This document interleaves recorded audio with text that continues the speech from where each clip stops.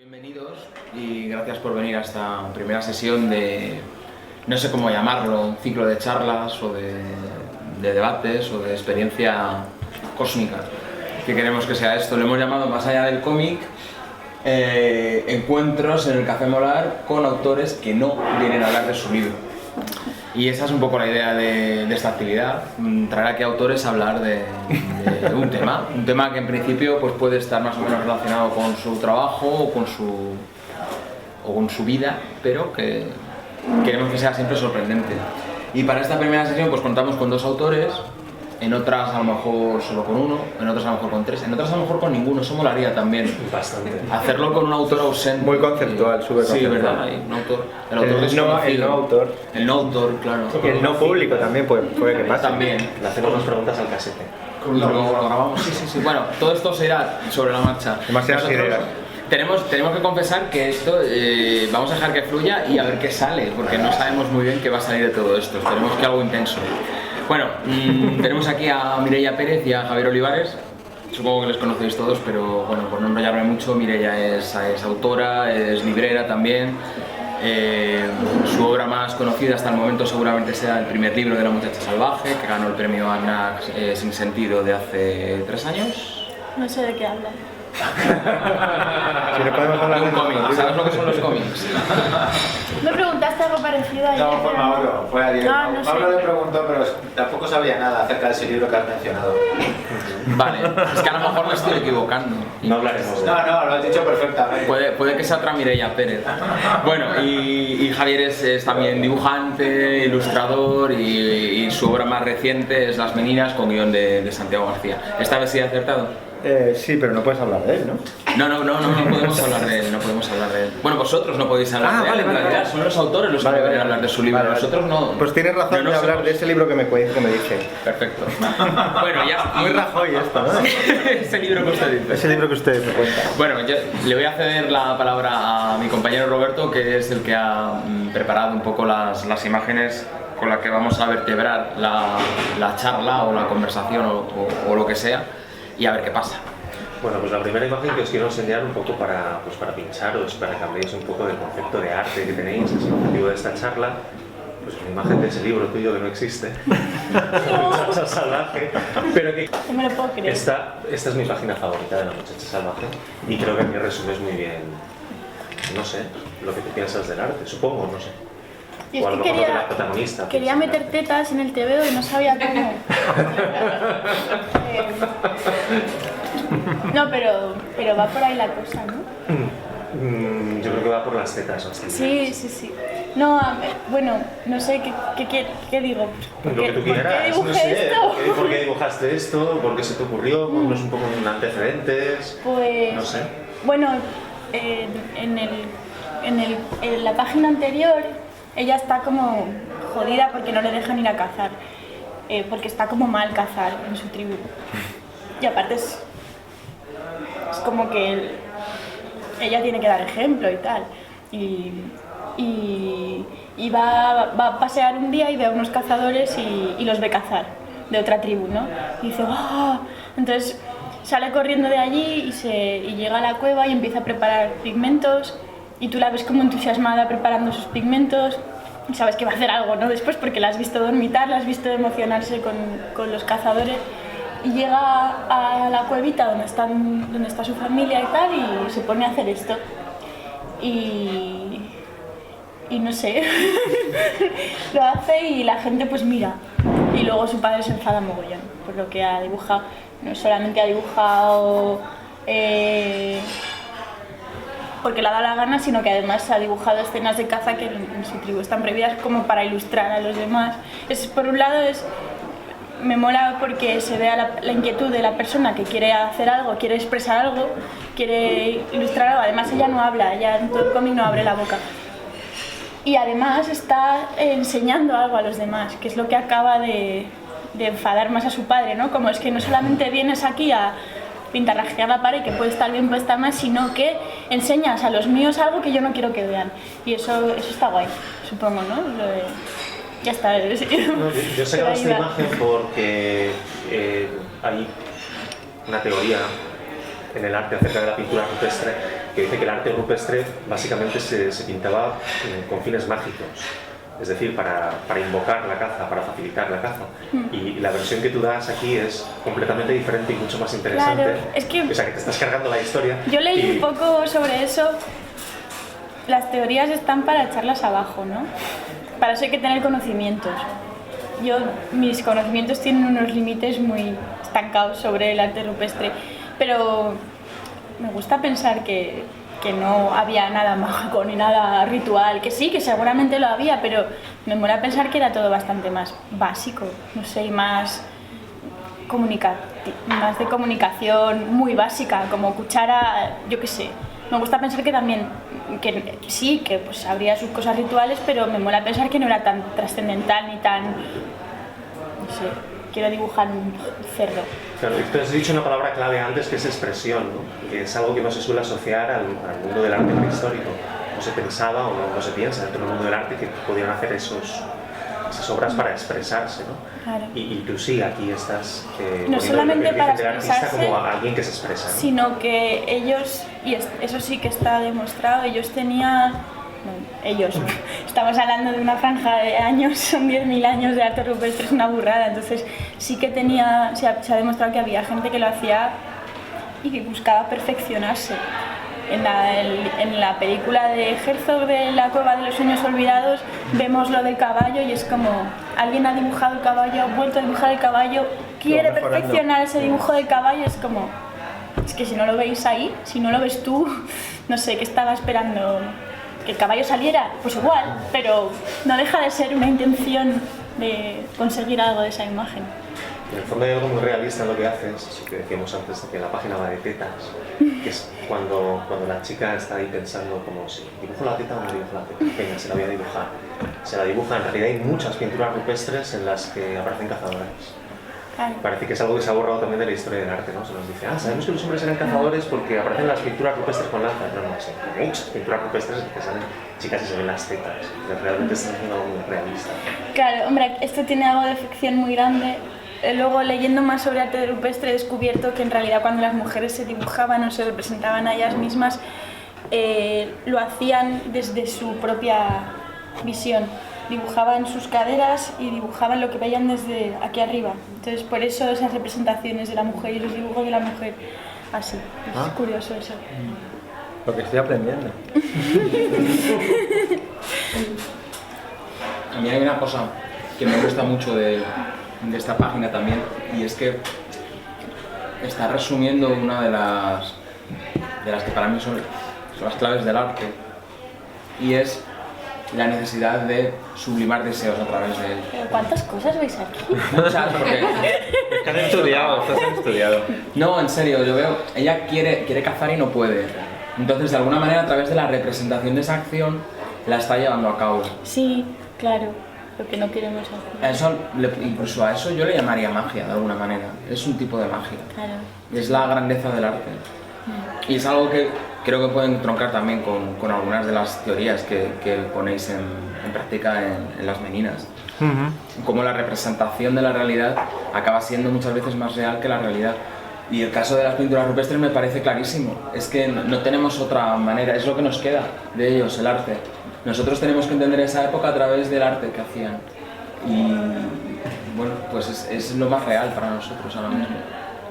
Sí, además seguramente además de fabricar imágenes, fabricaban magos, probablemente. O sea, el que hacía eso, yo quiero pensar que era siempre uno, es una cosa que siempre me pregunto, ¿no? Había un pintor de la tribu, igual que había un chamán y había el que conocía. Igual sabían todos, igual todos eran dibujantes cojonudos. Supongo que se puede saber por las marcas de manos, por los tamaños. Se puede saber si son de la misma persona o no, pero tampoco sé si la gente que hacía las marcas de manos son los mismos. Claro, por ejemplo. Que sabemos muy poco. Sí, no se puede saber. Además, lo que decías antes de la cueva de los sueños olvidados, esa cueva se descubrió hace, no sé, 5 o 6 años.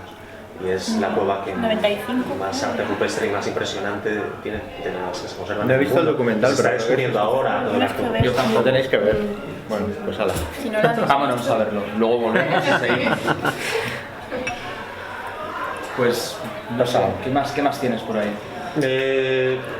Bueno, hablando del tema del arte, o sea, realmente esta imagen la he sacado pues para que saliera el tema del arte No lo reconozco. como expresión personal, ¿no? Entonces, relacionada con esta imagen, quería sacaros otra que también tiene que ver con el arte como vehículo de expresión, Joder. de Chris Ware, que no, pero... ¿Quieres saber? Bueno, sí, Bueno, así se ve bien. Donde en cierto modo también se expone la misma idea que has puesto, Mireia, ¿no? Un poco parecida.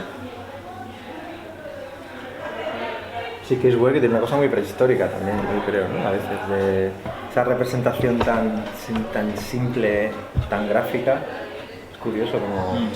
De hecho, se habla de él como una especie de...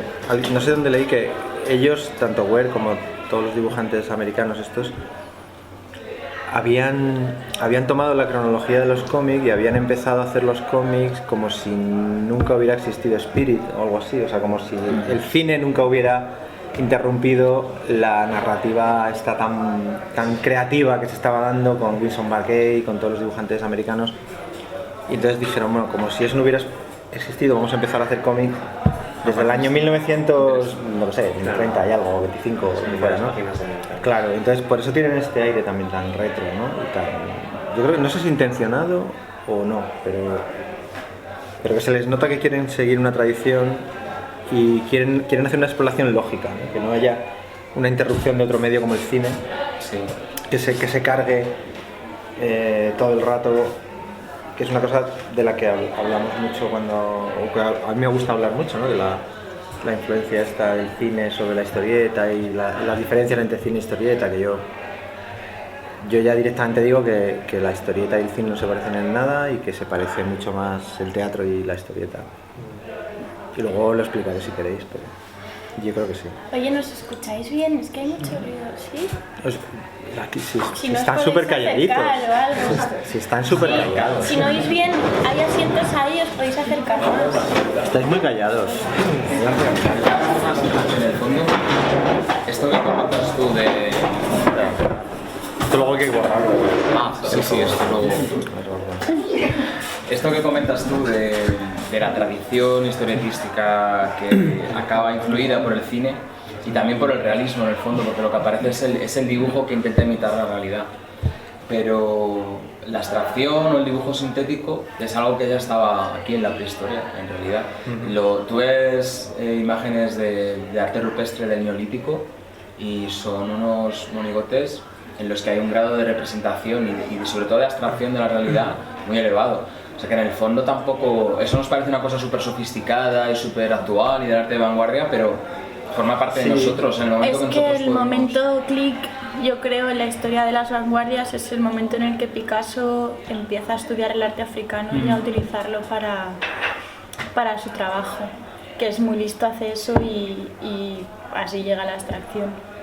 Sí, bueno, yo no sé, de todas formas, estaba pensando ahora mismo eso que decías, en qué punto el artista como individuo, en este caso el prehistórico, necesita representar la realidad tal como es. O sea, yo no sé si eso tiene que ver también probablemente con el uso de materiales, o sea, de una sofisticación cerebral por el cual hay materiales que empiezan a poder imitar el óleo, por ejemplo, se habla mucho de eso, ¿no? De cuando empezó el óleo, de pronto se empezaron a imitar las texturas de la piel, entonces el artista empezó a pensar, pues entonces podemos imitar la piel.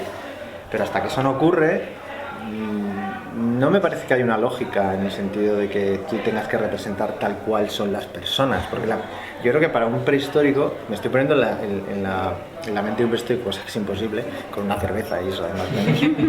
Pero bueno, imaginaros, ¿no? O sea, no creo que él tenga que representar exactamente al búfalo como es, sino la idea del búfalo, o sea, el concepto búfalo o el concepto hombre, que era muy sencillo, o sea, no el personaje concreto, o sea, no hacían rasgos, o sea, no intentaban aproximar el dibujo a la persona, sino era suficiente con que fuese una persona, porque lo que querían expresar estaba probablemente en un nivel de lenguaje mucho más sencillo, de nosotros cazamos esto, y somos un montón y tenemos lanzas.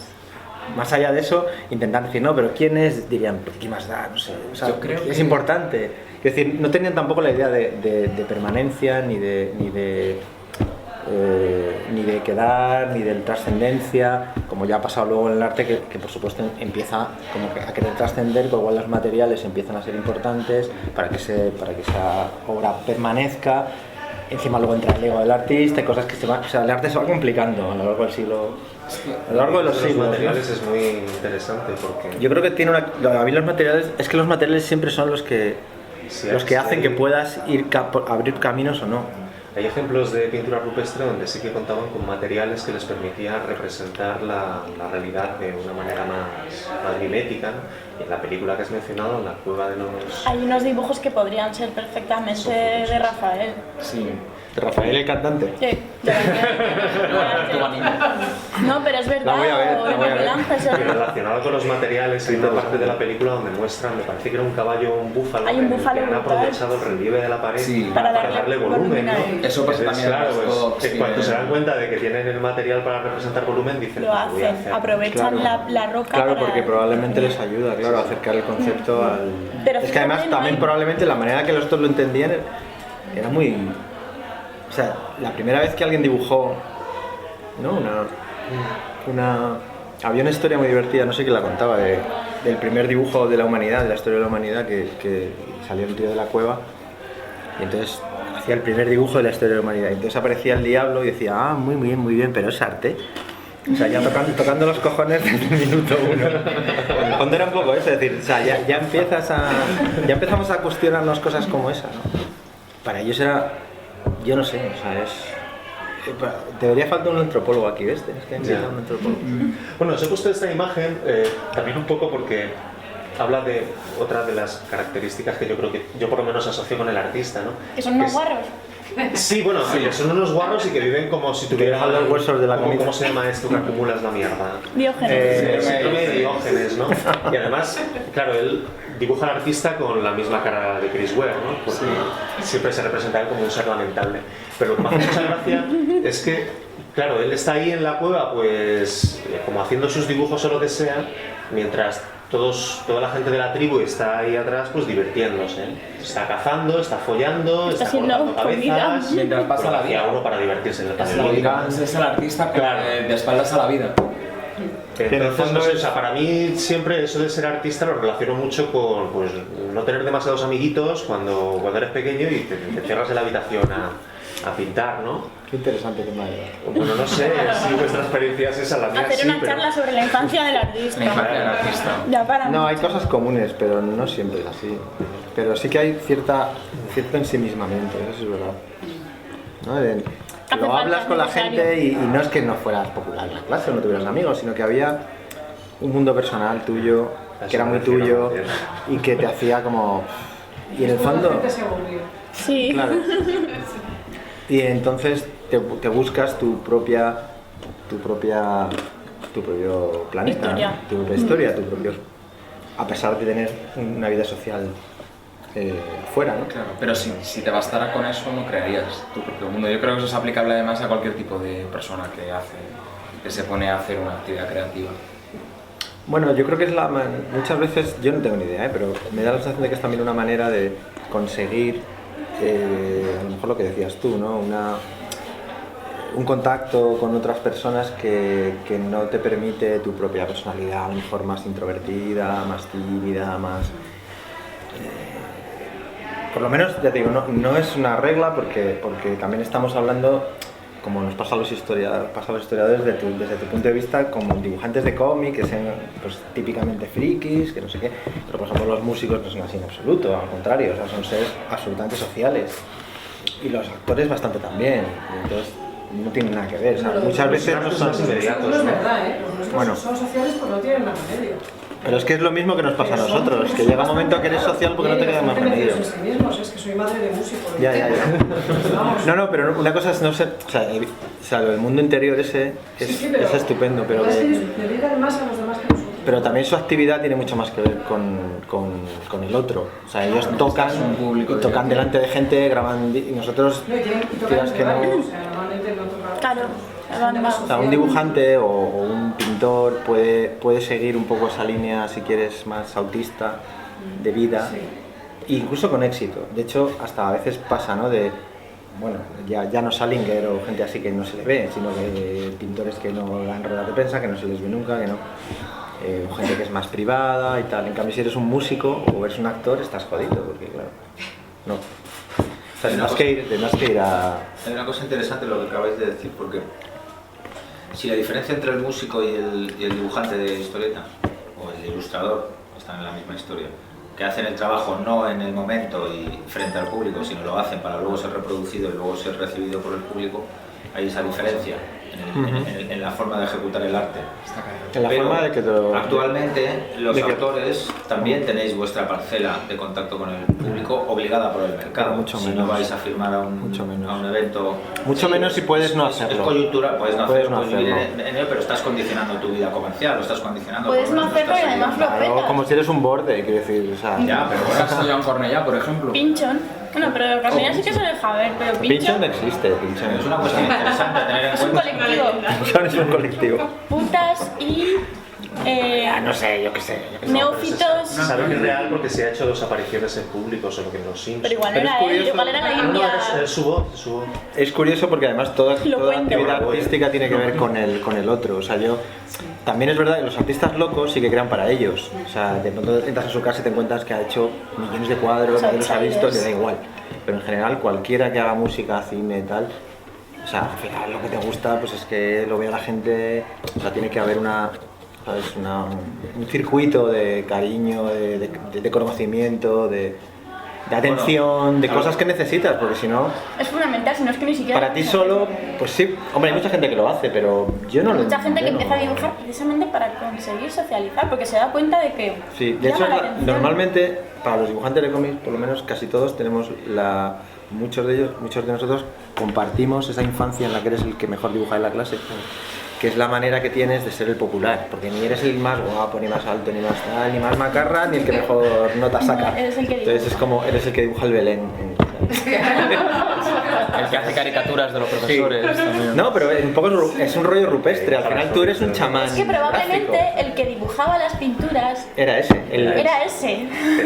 Claro, el que no podía cazar y ¿sabes? El supercazador y tal, que ese no tenía tiempo, o sea, llegaba cansado y, no Y los sé- otros no sé que lo qué veían podía. desde la puerta decían, bueno, yo no puedo salir a luchar porque O sea, estoy que embarazada, porque me seguramente- falta una pierna, porque tal, pues por lo menos voy a representarlo.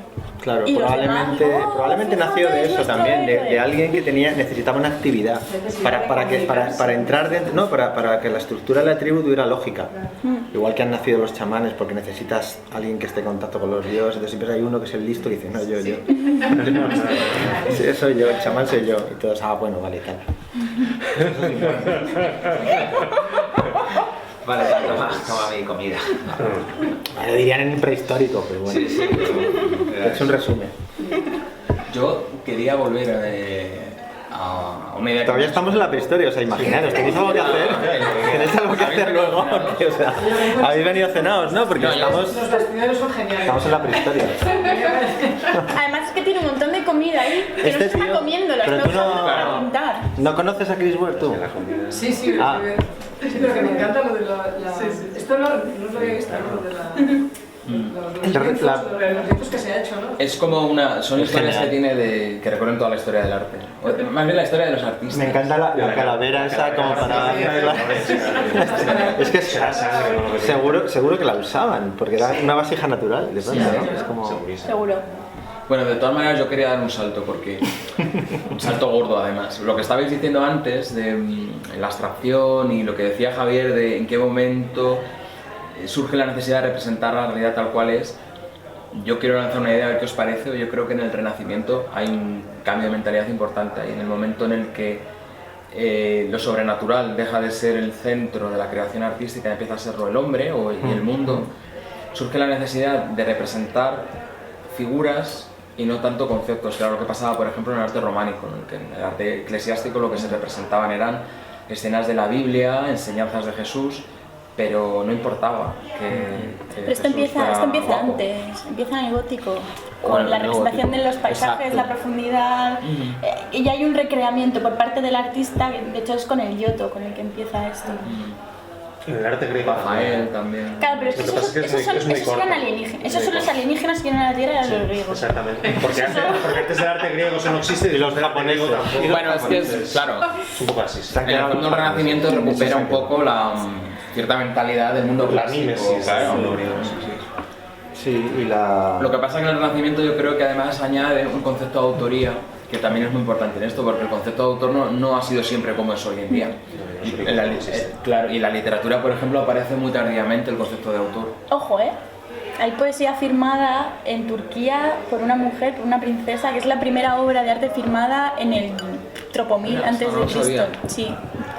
Y era una princesa que era poetisa y que además dentro de sus poemas ella introducía la firma y esto está realizado y lo metía ahí. El otro día leí que En no la sé primera- qué civilización loca de Turquía hay por ahí. El otro día leí que en el 1000 y algo, 1000 y muy poquitos, no recuerdo el nombre. La primera obra que puede considerarse una novela moderna también fue obra de una mujer oriental. Pues claro. Pero no, Y Shonagon, la japonesa, el libro de la almohada. podría Los ser. hombres están No lo sé. dedicados Las primeras a novelas matarse entre ellos. Claro. Eso ya- Entonces, seguro, sí, sí, 1000 y algo. Te estabas Sí, en me casa, llamó mucho la es que atención. puedo hacer. Voy a escribir Pero es algo. una creencia también, ¿eh? No, ya. Hostias hemos dado siempre. Pues ahora que hemos pasado un rato hablando del tema del artista y pues, el tema de cosas que le llevan a uno a ser un artista, quería sacaros esta La imagen. pirámide espiritual de Basilica Pues no sé lo que va a salir. Tachán. Joder. ¿Qué? el cosmos! ¿Qué pasó? El cosmos. Bueno, pues hemos hablado del arte mimético, de la representación de la realidad y bueno, pues no sé, vamos a hablar de otras cosas. Voy a intentar relacionarlo con el cómic. Has pegado ya. Hombre, yo sí que veo. Yo aquí veo una cosa que es tiene que ver con la historieta. Lo que pasa es que, claro, aquí está representado de una forma mucho menos concreta, que es el ritmo. O sea, yo creo que Kandinsky, en el libro ese de Punto de Línea sobre el plano, que yo me leí hace 1000 años, del que no recuerdo prácticamente nada. Ese es el malo. Por eso no recuerdo Tiene nada, dos, ese seguramente. es el malo. Claro, es que ya me... Es lo espiritual en Lo el espiritual. arte. espiritual en el arte no me lo he leído, pero bueno, No, el punto de línea que es el que me dijeron, hostia, tienes que leerte este, tal. O sea, ya salí con la cabeza diciendo, Dios mío, tengo que medirlo todo, la sección áurea, hostia, qué mal.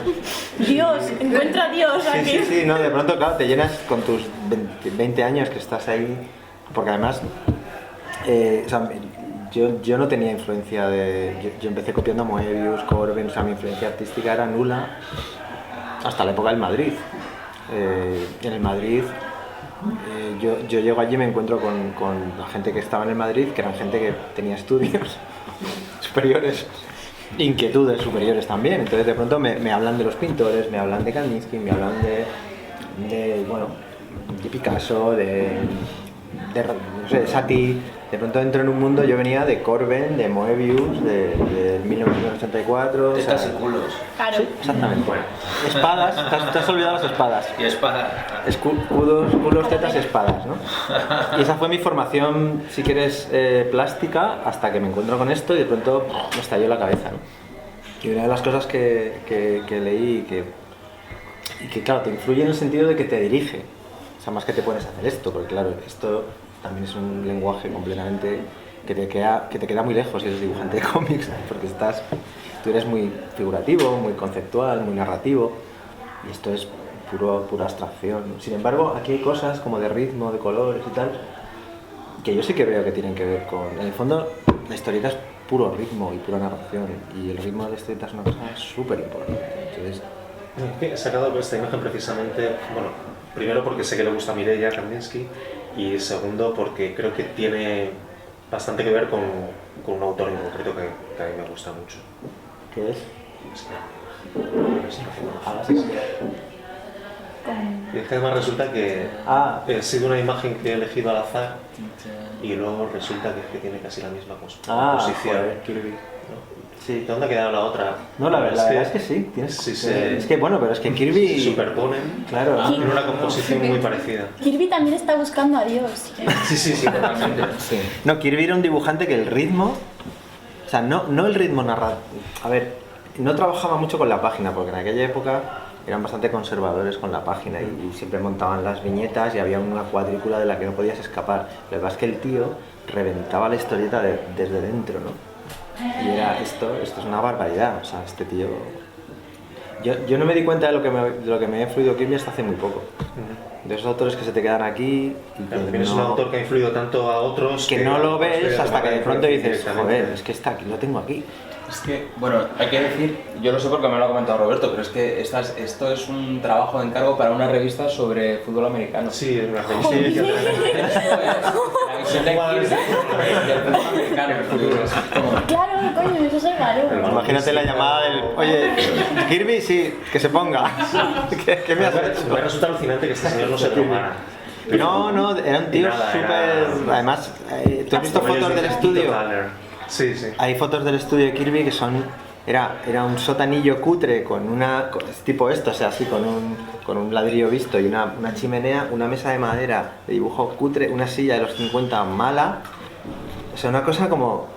No te puedes imaginar que hay demasiada distancia entre esta maravilla y esa mesa. Es tremendo.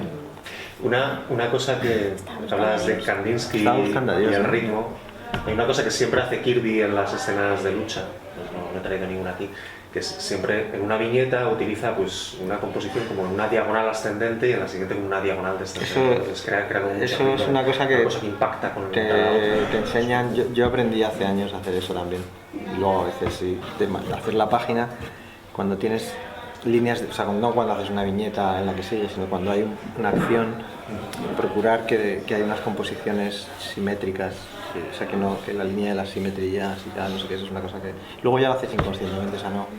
A ver, es como ¿te acuerdas de aquellas cosas que salían en... ¿Cómo se dibuja una cara? Entonces, se veía un círculo, entonces hacías una raya así y luego otra así. Luego ponías los ojos así, eso no lo hace nadie. Claro, tú cuando empiezas a hacer dices... Es como lo de... Y luego está de puta madre dibujada. En Sí, eso queda muy bien. Están todos así, va el profesor, quita. Queda muy bien, pero no. Pues entonces eso de las líneas, de hecho Kirby, no sé, no he leído nada mucho sobre él, pero me extraña que tuviera conocimientos profundos de composición. Era un tío completamente instintivo, pero tenía un instinto, vamos, alucinante. Se entendía la página, o sea, el ritmo de las páginas de Kirby es espectacular, ¿no? Y luego tenía una potencia como dibujante que bueno, ya está, lo hizo él y ya está. O sea, no... Que luego todo esto que llaman talento, perdona, son habilidades que te han tocado, tampoco es... Es la combinación de habilidades, yo creo, más que... Porque puedes ser muy bueno en cosas, pero si no las combinas bien... Y si no descubres hacia dónde cauzarlas, no puedes ser un dibujante de arte y no saberlo ¿no? Como nunca. estos dibujantes que no son... Así como Chris Ware, yo creo que es como el que habéis puesto antes, es como el ejemplo perfecto de dibujante cerebral. Totalmente. O sea, que piensa hasta... Neurótico dibujo. Absolutamente todo, o sea, no hay nada en una viñeta de Chris Ware que lo haya puesto porque sí, ¿no? Una boceta prácticamente, está loco. Que una boceta. Sí. Bueno. No, que empieza Pues la te lo ha página... dicho. No, en Angulem lo dijo el año que estuve yo en Pero una es verdad. charla. Sí, que empieza a dibujar... No, yo lo he visto a ver, también en persona. no te voy y a he visto los decir que bocetos empiece de a una dibujar página con y- tinta, pero el tío tiene en la cabeza... No lo tiene mega pensado, pero tiene una intuición del copón. Si no, no sería capaz de Empieza a hacer lo lo que mejor hace. dibujando una viñeta de la esquina, Luego luego coge otra, y sí. entonces va componiendo así. Que es que parece muy cerebral, pero el tío, hombre, también él tendrá su educación, No, tendrá hombre, su bagaje, me parece muy pero- cerebral. Otra cosa es que luego los vericuetos del cerebro sean otros. Porque evidentemente no... O sea, el tío sí que veo que no es un... O sea, que no es, no sé, Buduan. O sea, que ves que Buduan coge la página, se bebe 3 vinos y le queda de puta madre, pero tienes ese recorrido instintivo, salvaje, como que el tío hace... Y este ves que es que, vamos, la página es como que, bueno, es así, y si quitas una viñeta, hace la página toda.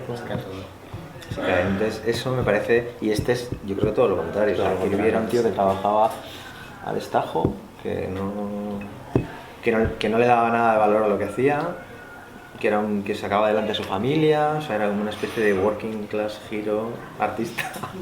Eso es una cuestión que a mí me gustaría que tratásemos. La idea del artista con conciencia de serlo o sin conciencia de serlo. Y lo que has dicho tú es que es así. Kirby no creo que nunca se considerara a sí mismo artista, porque de hecho incluso dibujantes de cómic de hoy en día hacen gala de no serlo. Yo traía, lo que pasa que es terrible porque me he dejado la hoja, he imprimido una hoja muy bonita con unas declaraciones, pero me acuerdo en realidad. Por ejemplo, he encontrado una de Han, o Jan, yo digo Jan, en el que decía que tiene la conciencia de que, la conciencia honesta decía, de que el cómic es un arte menor. Qué bofetada ahí. ¡Pum! Toda la cara. Pues Pobres, más majete. sí, eso fue un artículo, una entrevista que le hicieron hace como 3 años. Perdón, cosas no te así. quiero pegar.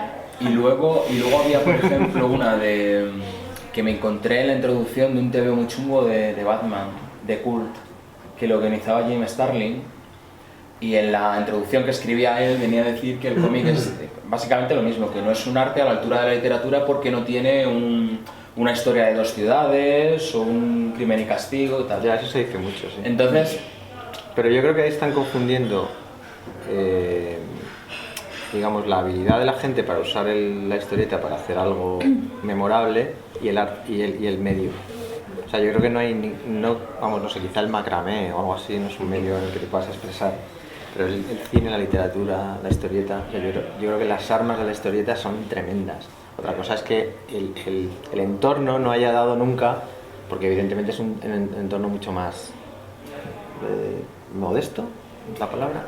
O sea, que siempre se ha nutrido primero de gente que hacía eso porque no podía hacer otra cosa. exacto. Lo que te pedían era TVO juvenil o de superhéroes. O sea, nadie ha exigido al medio nunca esa normalidad y esa trascendencia que ahora parece que puede estar exigiendo. Entonces, de aquí a 300 años ya veremos si Maus no está considerado a la altura de Crimen y Castigo o no sé. Yo creo que el problema reside en realidad en el hábito que tiene la gente en realidad de la calle de catalogar a las artes, entre comillas, o a las disciplinas con una segmentación, ¿no? De esto lo ponemos aquí, esto aquí y esto es esto, sin comprender que todo, absolutamente todo, en el carácter artístico del ser humano es un todo. No es que haya una cosa que sea arte y otra que no lo pueda ser. De hecho, ahora a finales del siglo XX, principios del XXI, hubo una tendencia muy bestia de llevar a las galerías y a los museos macramé, ganchillo. Precisamente el discurso de esto está ahí, o sea, es como... No es la disciplina, es el artista y es la obra, sobre todo es la obra. Yo creo que cuando nos pasó en la mesa del Graf del sábado, yo iba por ahí, porque quería ponerles a todos en el brete de hablar como artistas y algunos...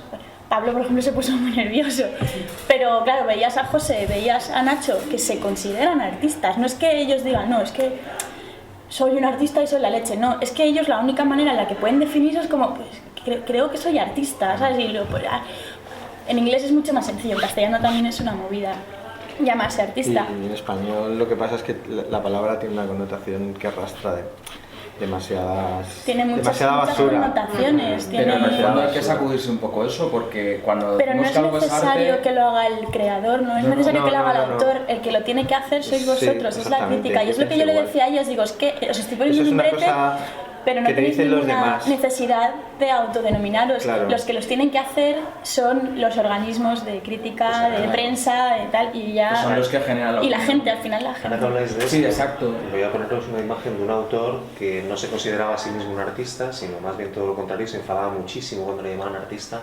A ver si pues me podéis decir que veis de arte, ¿no? En sus páginas, porque él desde luego no lo sabía. Me refiero a Bernie Krigstein. Bernie Krigstein, una vez Art Spiegelman estaba obsesionado con su obra, especialmente con el cómic Master Race, y entonces fue a entrevistarse con él para un trabajo de la universidad y bueno, pues parece que la entrevista duró 5 minutos porque le echó de casa. Por llamarle artista. Sí, por llamarle artista. Por llamarle artista. Bueno, pero también es lo que te decía, o sea, el problema de Krigstein no es que no lo es, que yo sí creo, o sea, para mí es un artista, entonces, decir, igual dicen, pero yo no lo soy, bueno, me parece muy bien, pero para mí lo eres, o sea que, vale, o sea que al final el valor de eso es que para mí lo es. Claro. Para que él no se considere artista tiene más que ver con que él nació en una época en la que el TVO no se consideraba arte en absoluto, él quería ser pintor, de hecho yo he visto sus cuadros y son horribles. Pasa mucho, o sea, pasa mucho con dibujantes que quieren ser, lo que quieren ser es que quieren escalar socialmente en el mundo del arte, entonces quieren pintar porque la pintura está mucho mejor considerada, o hacer cine, entonces como no pueden, les pasó a los ilustradores tipo de los años 50, 60, hablábamos el otro día, o 40, pues Norman Rockwell, todos estos que querían ser pintores, les pillaron las vanguardias y se fueron a la ilustración. Claro, como ilustradores son buenísimos, pero ellos, hasta el fondo, para ellos era un trabajo frustrante, era acabar siendo ilustradores. Y este acabó siendo dibujante de cómic y él quería ser pintor y sus cuadros son bastante malos. O sea, no malos, lo que pasa es que son como miles de cuadros de los años 60. Sin embargo, como historietista es infinitamente más interesante. Entonces él estaba equivocado. Pero él, por ejemplo, de esta página... No, quiero decir, bajo mi punto de vista, o sea, él como historietista era mucho más valioso, era mucho más valiente, era mucho más interesante, era mucho más atractivo y mucho más de todo que como pintor. Lo que pasa es que él quería ser pintor.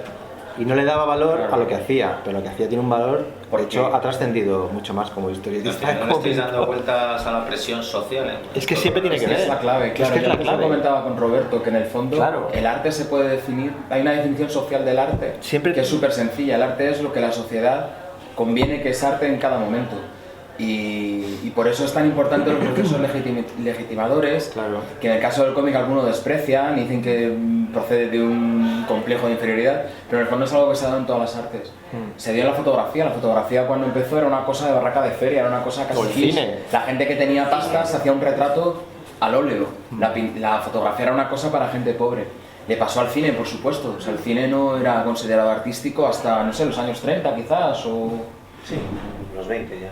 Sí, o los 20. Y sigue habiendo películas a las que jamás nos referiríamos como arte. Pero, claro, pero a eso es a lo que iba yo antes, que cuando hablamos de arte, creo, bajo mi punto de vista, que tenemos que empezar a darnos cuenta de que eso no debe ser valorativo, que hay arte malo y arte bueno, pero el arte es, como decías tú antes, la expresión del artista, y es más una intención que una calidad.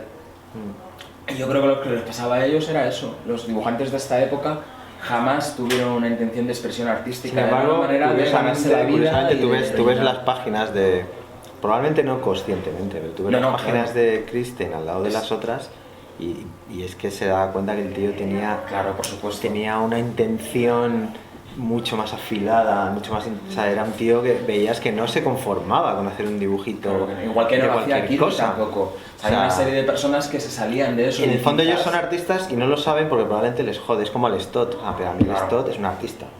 Lo que pasa es que él te pegaba 2 hostias y le decías eso porque era un tío que hacía cómics y le daba igual. Y se va a ser un artista a su pesar, que hay muchos también de esos. Claro. Y hay muchos pintores y cineastas que te dirán lo mismo también. Pero eso es un poco porque la sensación que tienen ellos alrededor es que el arte también tiene esta especie como de arrastra, esta idea de pedantería, como de cosa sublimada, de que eres especial. La propia definición de lo que es arte es un tema muy peliagudo. resbaladizo. En Bellas Artes lo primero que te preguntan, el primer brete en el que te pone el profesor es que tú definas lo que es arte y es un caos absoluto ese día la clase porque nadie sabe Tenemos que haberlo definirlo. hecho nosotros aquí, empezar así con Cuando todos. te hablé de mencionar a Kandinsky en la charla, precisamente es porque en el libro este de lo espiritual en el arte, bueno, el tío era un poeta y generaba unas metáforas, intentaba describir un poco lo que estaba pretendiendo con su pintura y lo lees y es como, no tiene nada que ver, pero sí. Y él hablaba de la pirámide espiritual, que en realidad lo que está definiendo es la cultura. La pirámide espiritual para Kandinsky es pues, una pirámide que se va desplazando hacia adelante y hacia arriba. Y son los humanos o la espiritualidad de los humanos. Y en la base pues están como las almas, la gente, ¿no? Y conforme va ascendiendo, al final solo queda un tío que está solo arriba, un tío o una tía, realmente un tío, que es el que representa, No es Kandinsky. que representa lo que es ese viaje y lo que es la espiritualidad humana. Y si te fijas es eso, o sea, los que están en la punta al final, pretendiéndolo o no, son los grandes artistas y son los que ponen cara o ponen imagen a la cultura, que es todo lo demás. Luego pues vamos bajando y tenemos 1000 cosas, tenemos la ropa, y al final tenemos nuestro propio lenguaje, nuestra... Todo, Sí, la todo es moda, por cultura, ejemplo, todo, la todo. moda. Es Kandinsky artista, sería es como una arte. versión No sé. extrema de eso que decíamos al principio del artista como alguien que se expresa, ¿no? O sea, soy yo que estoy en la cúspide y soy el que Hombre, más pero él no se expresa. refería a Son él, cosas- él lo que intentaba No, era bueno, describir o sea, en realidad sería Jack Kirby, lo pero... que la búsqueda espiritual que él tenía en su pintura mediante ese ejemplo gráfico de la pirámide. Y a mí me parece que es un ejemplo muy potente porque precisamente habla de eso y el que está arriba está solo y nadie lo entiende, y lo entenderán los que van viniendo por detrás. Lo que me parece curioso es que han salido como dos ideas diferentes sobre lo que es el arte, sobre lo que es el artista. Primero esa, ¿no? El arte como expresión, Kandinsky por un lado, y luego estábamos diciendo que hay artistas como estos, Bernie Kristen, que nosotros pues, lo miramos y decimos, esto es arte, ¿no? Claro, pero él no piensa eso, es como todo lo contrario. Decimos que es arte hoy, 40 años después. Claro. ¿Por qué es arte? ¿Dónde veis el arte aquí? Pero es que este tío estaba solo en la punta de la pirámide y no quería ni saber de lo que estabas hablando. La definición del arte es muy difícil, lo que pasa es que sí que pienso que hay una expresión personal que puede más que tú. O sea, de alguna manera, cuando tú ves dibujantes, pintores, cineastas, no sé, hay algo en la manera en la que hacen cualquier cosa que les define completamente y que es muy difícil que lo haga otro igual. Entonces yo creo que esa singularidad es una de las medidas en las que te puedes acercar para, si puedes definir a un artista de una manera también muy, o sea, con mucho cuidado, ¿no? Pero la singularidad, o sea, te puede no gustar, o sea, puedes decir, joder, este artista no me gusta nada, pero considero que es un artista porque lo que hace él, solo lo hace él. Y solo él puede hacerlo, y lo hace porque es él, o sea, digamos, hay una lógica entre que él lo hace y lo hace porque es él, ¿sabes? Y hay una especie de singularidad, porque es él y porque está en el momento de personalidad, si quieres. Eso define, para mí define al artista. Luego hay personalidades que son, o sea, yo qué sé, Camilo VI pues es un artista, a mí me parece un horror. No, me refiero a lo que hace él. No, te he puesto un ejemplo, igual mido muy al borde, ¿no? Igual mido muy al borde. Vale, Rafael, no sé, o sea, Almodóvar hay gente que le gusta y hay gente que le odia. Pero nadie puede, o sea, yo creo que es muy difícil decirse, tío, o sea, de verdad que es una voz completamente personal. Y luego están los obvios, ¿no? Que están, güey, no sé qué, Pero claro, luego hay momentos, o sea, hay, digamos, los intocables, los evidentes, y luego está toda la zona que además no es una barrera, digamos, no hay uno aquí es un artista y el siguiente no lo es, sino que hay un montón de grises ahí. Ese es el principal problema. O sea, sería muy fácil definir a los artistas si hubiera una barrera que separaba a los artistas de los que no lo son. O sea, si estuviera ahí arriba Pedro Almodóvar y aquí abajo Juan Pinzas, ¿no? Y dices, vale, muy bien. Claro, o sea, este tío es un artista, este tío no. Sería muy fácil. Yo qué sé, pero es que no, es que no es tan fácil. Es que en medio hay mucha gente que dices, este tío, joder, no me gusta, pero es interesante, pero parece que tiene un discurso, pero no es muy bueno, pero ¿ese qué es? Tío. Y si vosotros veis esta imagen, ¿dónde diríais que reside esa intención artística que tú decías, que se filtra aunque no se quiera? Yo, a ver, no sé, a mí es un tío, a mí Kristen me fascina, me parece un tipo fascinante. Yo aquí, no sé, así rápidamente lo que sí veo es una intención, primero plástica, súper elegante, o sea, vamos, de una elegancia, de una concisión y de una finura que alucinas, o sea, un tío que compone las viñetas así, yo creo que no se planteaba esto como un trabajo alimenticio sin más, a lo mejor no era capaz de hacer otra cosa, pero cuando veo los cuadros yo tengo un libro de Kristen que salen sus cuadros, y yo miro sus cuadros y miro esto y digo, ¿soy yo o este hombre estaba equivocado? O sea, quiero decir, sus cuadros en el fondo no están mal, pero los puedes enmarcar en una corriente esta informalista de los 50, de gente un poco medio realista pero medio Pollock, que ya les gustaba el abstracto, unas cosas poco picasianas, pero en el fondo todo decías, va, esto es picasiano, esto es Pollock, ¿qué tal? Pero ves esto y dices, esto es Kristen, y ya está. En el cómic iba muy por delante, la mucho más por delante de los demás, pero vamos. A lo mejor porque era un gran narrador, no sé, que no he visto. Pero ya te digo, probablemente, o sea, estaría bien, claro, ya se murió y además no quería hablar de esto, pero que hubiera sido interesante como de lograr que el tío dijera, bueno, pero tú esto, o sea, no lo hacías así porque no me parece un trabajo hecho sin interés. O sea, no era necesario hacerlo así, no, digamos. Exactamente. Podría haberlo Además, hecho con mucha más desgana. Podría haber hecho, o sea, tenía mano suficiente para hacer trabajos mucho más desganados y has puesto una página, o sea, te pones Master Race, ya se te explota la cabeza. Quiero decir, la audacia narrativa de esa historieta que además él pidió, de hecho, lo que pasa es que luego no le gusta contarlo, pero él pidió más páginas, sí, porque decía que quería hacer una cosa, quería investigar, o sea, quería experimentar, el tío no estaba ahí haciendo... No, y desde luego hizo en Master Race. Lo que pasa es que estudios de movimiento probablemente que no se habían hecho nunca. Esto sin ser psicólogo ni nada, y yo no lo soy, pero me da la sensación de que probablemente toda esa mala leche tiene que ver con que no triunfó como pintor. Hombre, no triunfó como pintor, como que no sino que no hacía nada que la sociedad no pudiera reconocer como triunfo. También sí, claro. Porque si se le hubiera reconocido esto, claro, como su obra de arte y la gente le hubieran dado un premiazo, dicho, sí, soy pintor, pero realmente dicho, anda, pues igual Si esto hubiera No iba tenido el prestigio desencaminado. que tenía la pintura, claro, Claro, en el fondo estaban tebeos que valían muy poco, que eran papel muy malo, que estaban reproducidos muy mal. que eran desechables. Todo alrededor del tebeo Se le estaba movían diciendo desde eres una mierda, no vales nada. Claro. En cambio la pintura siempre ha tenido este halo como de... Bueno, a ver, ilumínanos. Más vale, más vale. No, porque es que hay una página que es muy parecida a esta de Bernie Kristen, yo de hecho creo que está inspirada en la otra. Un artista bastante más reciente que ya tiene bastante concepto de ser un artista. Este. Ah, sí, esto es una página que luego se incluyó en el Fabricar Históricos. Ah, ¿y qué has visto aquí? Una... A ver. Pues es que es muy... Ah, Sí, la verdad es que tiene que ver. Lo que pasa es que Chris Ware utiliza como métodos más diferentes, pero... sí, pero si coges las dos primeras filas de viñetas, sí es verdad. Sí. Y básicamente lo que hace Chris Ware para hablar de la monotonía, de la repetición, del aburrimiento de la vida cotidiana, es utilizar ángulos que son o bien frontales, o bien isométricos, o bien Damos por totalmente hecho que desde el techo. Y Kristen lo que hace es utilizar un ángulo frontal. Entonces, Ware probablemente conoce el trabajo de Kristen, obviamente. Hombre, sí lo ¿verdad? conoce. Tendrá todos sus libros.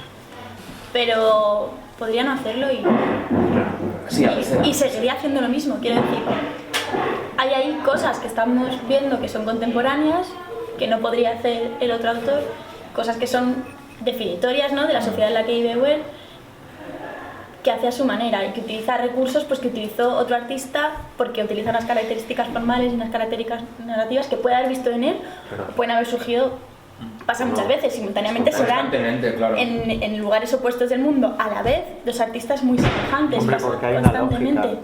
No, porque el artista en realidad, tú decías que el artista, su obra le representa, o sea, está él, sabemos que hay un artista porque es él, es su firma, pero no solamente es él, es todo lo que le Es el rodea. contexto, claro. Y precisamente que pongas estas dos imágenes ejemplifica muy bien eso, ¿sabes?